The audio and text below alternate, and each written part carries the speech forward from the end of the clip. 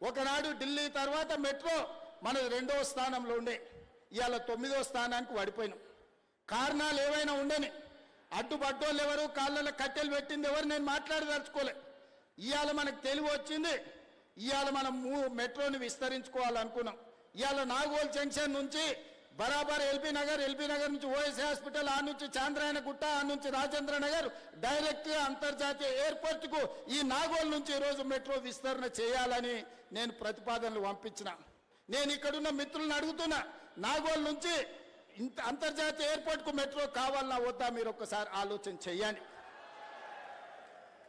ఇవాళ మనం ఎయిర్పోర్ట్కి పోవాలంటే ఎక్కడెక్కడో తిరిగి చుట్లు తిరిగి పోవాల్సి వస్తుంది.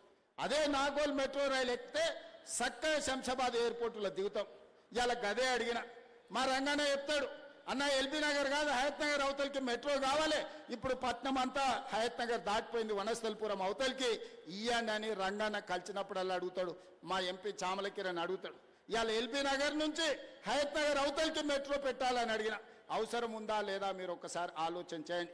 ఇట్లా చెప్పుకుంటూ పోతే 122 కిలోమీటర్లు మెట్రోను పొడిగించాలి, అంతర్జాతీయ నగరం చేయాలని నేను ప్రయత్నం చేస్తుంటే అన్ని అనుమతులు వచ్చినాక ఇక్కడ నుంచి కేంద్ర మంత్రిగా పనిచేస్తున్నాయని పోయి కాళ్ళలో కట్టె పెట్టి పుల్లలు పెట్టి ఇవాళ దాన్ని అర్ధాంతరంగా ఆపే పరిస్థితి వచ్చింది.